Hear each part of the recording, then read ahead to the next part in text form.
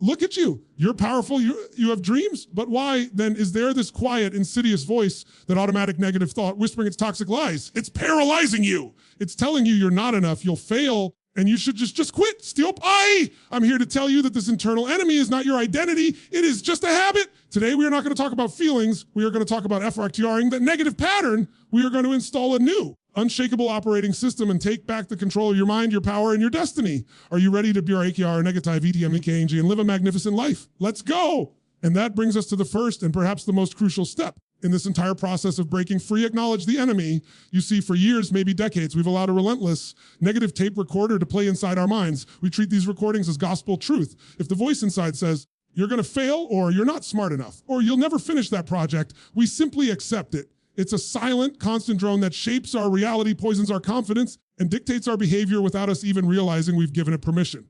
But here is the critical distinction you must grasp right now. Negative thoughts are not facts. They are habits.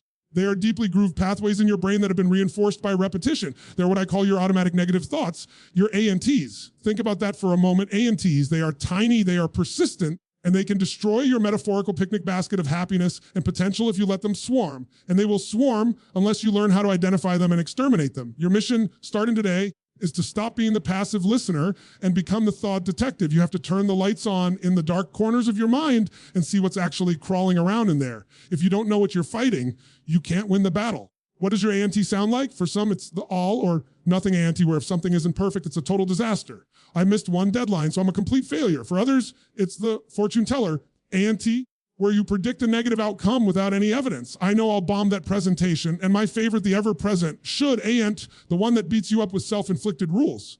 I should have done better.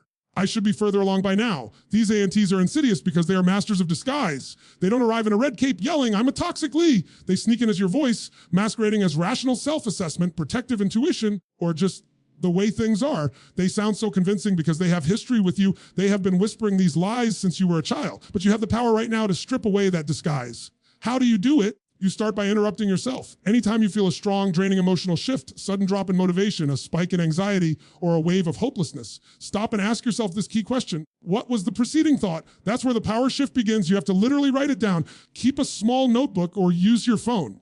When the thought says, no one values my contribution, you write that exact sentence down. You pull the thought out of the murky, emotional well of your subconscious and place it in the cold, clear light of day. When you look at it on paper, it begins to lose its emotional grip.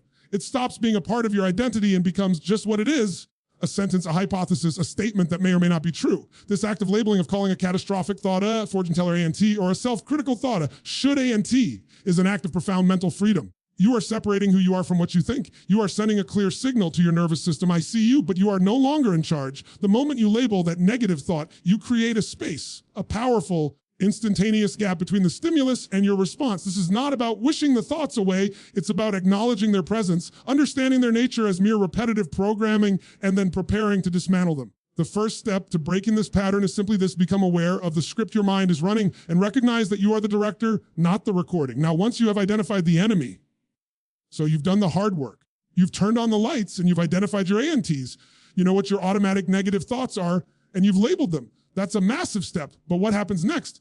The moment you recognize the thought, the momentum is already building. That negative thought is like a tiny spark, and your body is already preparing to pour gasoline on it. Your heart rate is subtly changing. Your muscles are tightening. Your emotional chemistry is already shifting to reflect the perceived threat. If you allow that spark just a microsecond to ignite, it becomes a full-blown inferno of anxiety, fear, or anger. And once the fire is raging, it's nearly impossible to control. This is why the second key to breaking negative thinking is all about gaining mastery in an immediate, critical moment, the power of the pause. The legendary psychiatrist Viktor Frankl once observed that between stimulus and response, there is a space. In that space, he said, is our power to choose our response. And in our response lies our growth and our freedom. Most people tragically live their lives with a 0 millisecond gap. The negative stimulus, the critical thought, the frustrating email, the annoying traffic jam hits them and bam, the negative reaction is automatic. It's a knee-jerk unconscious response driven by old programming. Our job now is to widen that space. We need to create an immediate physical, mental, and emotional interruption. We need a circuit breaker, because the truth is you can't stop the initial thought from popping into your head. You can't. Thoughts are like birds. They're going to fly over your head, but you absolutely do not have to let them build a nest in your hair.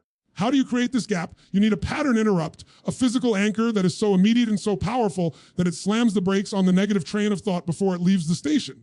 Here's a simple, profound technique you can use everywhere. Starting right now, when you catch an ANT, you've identified it, you've labeled it, do 3 things: instantly, breathe, anchor, and ask. First, breathe. I'm not talking about your shallow, everyday breathing. I want you to take a deliberate, deep belly breath. Inhale slowly and deeply, filling your lungs from the bottom up, counting to 4, hold it for a moment, and then exhale, counting to 6, pushing all the stale air and tension out. This isn't some new age gimmick, this is biology. A deep, slow exhale physically signals your parasympathetic nervous system, your rest and digest system, to turn on and immediately lower the alarm bells your negative thought just triggered. You are using your physiology to manage your psychology. Second, you need an anchor. An anchor is a small, immediate physical act that breaks the mental pattern. It could be squeezing your hand into a tight fist and then instantly relaxing it. It could be tapping your fingers together 3 times. It could be a simple, silent mental shout of STO or say NCO. I want you to choose one of those physical movements right now, a small, subtle action. This is your personal circuit breaker. When the negative thought appears, you fire the circuit breaker. This quick physical shift instantly draws your attention away from the mental narrative and it anchors you back into the present moment in your body. It is impossible to be fully stressed and fully present in your body at the exact same time. Third, ask. Immediately after you breathe and anchor, ask yourself this one simple question and say it out loud or in your mind with force. Is this useful? Not, is this true? As I will get to that later, but was this thought right now moving me closer to my goal or further away? You are cutting through the emotional drama and applying a utilitarian filter. The answer to whether the thought, I'm a fraud, is useful is always a resounding no. Mastering the pause means internalizing this sequence. Identify the ANT, breathe, anchor, and ask. This creates that vital sliver of space, a moment of choice, where you transition from being a victim of your thoughts to being the conscious operator of your mind. It is in this pause that we find the key to all personal power, because the true enemy is not the thought itself, it is the unconscious reaction to the thought. And once we have created that space, now we have control. We've identified the ant, we've used the power of the pause, and we've created that critical space between the thought and the involuntary emotional reaction. The thought is floating there, neutralized, no longer running on pure unconscious momentum. But it's still there. It's still whispering its toxic message. This brings us to the most empowering phase of the process, a phase where you stop being the defense attorney for your fears and become the prosecutor for your potential challenge the evidence. You see, most negative thoughts are not based on current reality. They are based on distorted memories, childhood fears, or sweeping generalizations. When that thought pops up, the one that says, you can't do this, or they will reject you, or this is too hard and you should quit. It sounds authoritative because your mind has played it so many times. But here is the secret of the mind. Your brain is not designed to make you happy. It is designed to keep you safe, and safe to your brain means predictable, comfortable, and risk-free. Your negative thought system is merely an overzealous security guard trying to scare you out of action. So how do we disarm the guard? We stop arguing with the feeling and we start arguing with the thought. We put that automatic negative thought on trial. You are the judge, the jury, and the cross-examining attorney. When you bring that specific thought to the stand, let's use the one. I'm going to fail at this presentation. You must ask 3 non-negotiable questions. First, what is the concrete, indisputed, and supporting this thought? And I mean concrete. I don't want feelings, I want facts. Did you fail the last 7 times? Did you forget your name? Did someone physically tell you that you are incapable? You have to search your recent history, not your deep-seated fears. Often, when we genuinely search for concrete evidence, we find the supporting argument is paper thin. It's based on a single past mistake, or perhaps no mistake at all, just a generalized feeling of nervousness. The evidence is almost never as solid as the emotion makes it feel. Second, what is the evidence against this thought? You have to intentionally hunt for the counter evidence. Have you successfully finished a project before? Have you spoken to a group, even a small one, and survived? Did you put in the preparation time? Did you research the topic? Your mind naturally focuses on the negative, so you must force it to see the positive data points. By deliberately focusing on your past successes and your current efforts, you are essentially presenting a rebuttal to the negative narrative. You are showing your brain the receipts of your competence. Maybe the thought is, I'm bad at my job. The evidence against it. I haven't been fired, I get paid. My boss assigned me this new project. I received a positive review 6 months ago. Suddenly, the sweeping, absolute statement dissolves into a flimsy opinion. Third, and perhaps the most powerful question, how would I advise my best friend if they had this exact thought and the exact same evidence? Think about it. If your closest friend came to you and said, I'm going to fail because I made a typo on an email 3 years ago, you would laugh and coach them back to reality. You would never allow them to beat themselves up with such flimsy logic. Yet, we allow our inner critic to use that exact logic against us every single day. Why? Because we forget that we are also worthy of the same compassion and objectivity we so easily extend to others.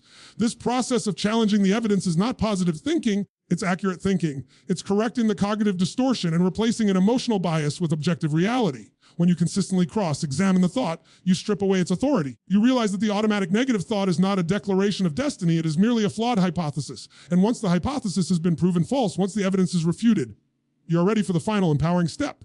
So you've done the work.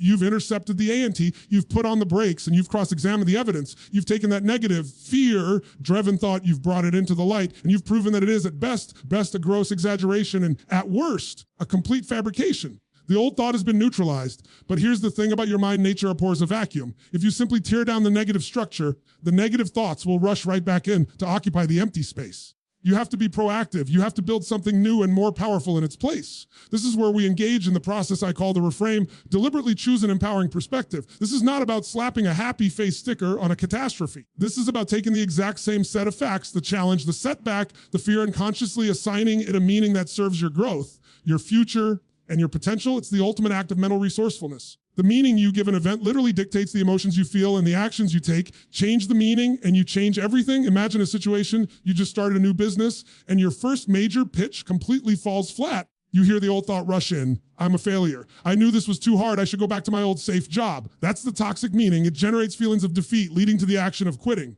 But you, the empowered individual, stop, pause, and challenge that thought. You see the facts: the pitch failed because you misread the room and lacked certain data points. Those are the facts. Now, you apply the reframe. You consciously choose an empowering meaning.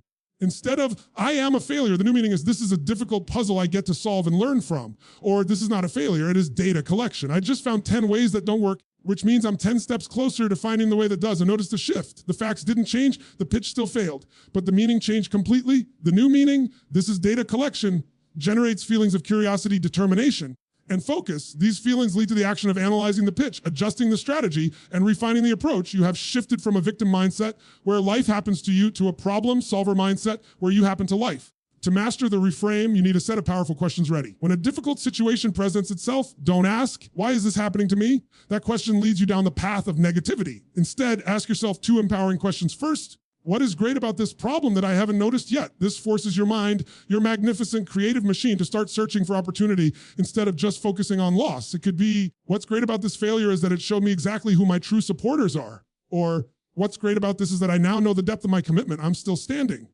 Second, what must I learn from this in order to ensure I never experience this exact same pain again? This turns pain into a purpose. It converts the setback into a blueprint for future success. You are harnessing the energy of the negative experience and directing it towards a positive, future-focused outcome. Every challenge you face is a neutral event until you assign meaning to it. You are the sole meaning maker in your life. You are the ultimate alchemist who can take the lead of disappointment and turn it into the gold of wisdom and resilience. The reframe is the conscious decision to take back control of your internal narrative, recognizing that your power lies not in controlling external events, but in mastering the meaning you give them. And once you've installed this new empowering meaning, you must immediately solidify it. So we've done the deep mental work. We've neutralized the negativity, we've challenged the lies, and we've reframed the meaning of our challenges into empowering lessons. We have installed a brand new positive operating system in our minds. That's fantastic. That's liberation. But a powerful mind by itself is still just a spectator if it doesn't translate thought and emotion. This is where the 5th key point comes in, the true tangible bridge between inner work and outer success, small wins, big momentum. Action is the antidote to anxiety. Anxiety, fear, and sustained negative thinking are all based on one thing: immobilization. The negative thought, I can't do it, is designed to freeze you, to keep you safe in the familiar discomfort of inaction. It doesn't want you to move because movement equals change, and change equals risk. When we feel overwhelmed, paralyzed, or flooded with doubt, the natural tendency is to wait until we feel ready. We wait until the anxiety dissipates. We wait until we feel confident. We wait until the stars align. I'm here to tell you that this is the fundamental flaw in most personal growth strategies. You do not wait for motivation to act. You act to generate motivation. Action is the engine that drives confidence, not the result of it. How do we start the engine when it feels too heavy to crank? With small wins. The human mind thrives on proof. If your brain is accustomed to the narrative of, I fail, you have to overwrite that programming by delivering undeniable evidence that you succeed. And you do this not with a grand, terrifying leap, but with an intelligent, small step. Think about a major project you're putting off. Maybe it's a huge report, starting a new fitness routine, or launching that side gig. When you look at the whole mountain, the fear of the climb is massive, and the negative thought, this is too much, is instantly validated. But if you take that mountain and break it down into pebbles, into tiny, insignificant tasks that you absolutely cannot fail to accomplish, you change the game. If the goal is launch my business, the first small win isn't make $1 million. It's write the name of the business on a piece of paper. If the goal is run a marathon, the first small win isn't a 10-mile run. It's put on my running shoes and walk out the front door. The power of the small win is not in the outcome, it is in the process. When you complete that tiny, easy task, your brain rewards you. It delivers a little hit of dopamine, a neurochemical reward for accomplishment, and logs a piece of data success. It's a physiological confirmation that you are competent and capable. When you stack one small win on top of another, when you consistently deliver proof of competence to your brain minute by minute, hour by hour, you start building momentum. Momentum is everything. Momentum is the state where the energy required to continue is less than the energy required to stop. It's like a massive flywheel, hard to start, but once it's turning, it keeps going effortlessly. Your negative thinking is built on the momentum of an action. You break that cycle not by arguing with the fear, but by sidestepping it entirely with action so small that the fear doesn't even bother to show up. The fear says, don't do the big scary thing. You say, fine, I'll just do the tiny, non-scary thing. And when you do that tiny thing, the fear realizes it missed its chance and you've already moved forward. So whatever challenge you are facing right now, identify the absolute smallest, easiest 5-minute action you can take. Do not aim for perfection, aim for completion of that small step. That small action is your sword against the giant of anxiety. Every time you act, you are overriding the negative script with a positive, tangible reality. This consistent, positive action is how we make the change stick because we are using our life experience to rewrite the blueprint of our potential. But to make sure this new blueprint lasts a lifetime, you need one final essential habit. We've arrived at the final foundational piece of this breakthrough process. We have learned how to fight the negative thoughts, how to challenge their logic, and how to use consistent action to build unstoppable momentum. But all this hard work, all the mental discipline, and the conscious effort will eventually erode if we don't build a new, sustaining emotional environment for ourselves. You see, for most of our lives, we have treated ourselves like a harsh, demanding drill sergeant. We've used shame, fear, and relentless criticism as our primary motivators. We've believed that if we are hard enough on ourselves, we will somehow be strong enough to succeed. Yet, think about the most successful and resilient people you know. They are driven, yes, but they operate from a place of deep inner certainty and emotional resilience. They have mastered the final key: cultivate your inner cheerleader. Practice self-compassion and gratitude. This is not about being weak or letting yourself off the hook. This is about being strategically effective. When you make a mistake, and you will make mistakes, that's a guarantee of growth. Your old programming screams, see, I told you you were an idiot. You always mess up. The self-critical loop begins, shutting down your prefrontal cortex, the part of your brain responsible for learning and problem solving. By contrast, when you apply self-compassion, you change the inner dialogue entirely. Self-compassion means treating yourself as you would treat your absolute best friend. If your best friend just experienced a failure, would you tear them down? Would you call them worthless? Of course not. You would offer them understanding, validation, and a supportive path forward. That is the voice you must cultivate within yourself. When you mess up, the new voice says, that was tough. I made a mistake, but I am not defined by that mistake. I am a human being in progress, and now I will learn from this. This compassionate response calms the nervous system, keeps the learning centers of your brain engaged, and allows you to analyze the situation objectively instead of dissolving into shame. It's the ultimate energy saver, ensuring that the precious resources you need for action aren't being wasted on self-abuse. Hand in hand with this inner kindness is the practice of gratitude. Gratitude is the conscious, daily decision to focus on what you have rather than what you lack. It is impossible for your mind to hold deep fear or anxiety while simultaneously focusing on genuine, heartfelt gratitude. These two emotional states are physiologically incompatible. A daily gratitude practice is your emotional stabilizer. It doesn't have to be a monumental task. It can be as simple as pausing for 60 seconds when you wake up and genuinely feeling appreciation for 3 things: the roof over your head, the warmth of your coffee, the loyalty of a friend. When you anchor yourself in appreciation, you shift your perception from scarcity to abundance. You train your focus away from the potential pitfalls towards the actual resources you possess. Think of it this way: your inner critic is like a leaky pipe constantly draining your energy and confidence. Self-compassion is the sealant that plugs the leak, and gratitude is the fresh, invigorating water that refills your reserves. This is not just a nice feeling. This is the necessary nutrient for sustaining long-term positive momentum. You have learned how to break the negative thinking cycle, but the only way to ensure the cycle never restarts is to build an inner world defined by unconditional support and profound appreciation. Treat yourself with respect, acknowledge your effort, celebrate your wins, and forgive your necessary stumbles. You are on this journey, and you need your own cheering section more than anyone else's. Be your own advocate, your own healer, and your own greatest fan, because the ultimate goal is not just to stop the darkness, it is to turn up the light.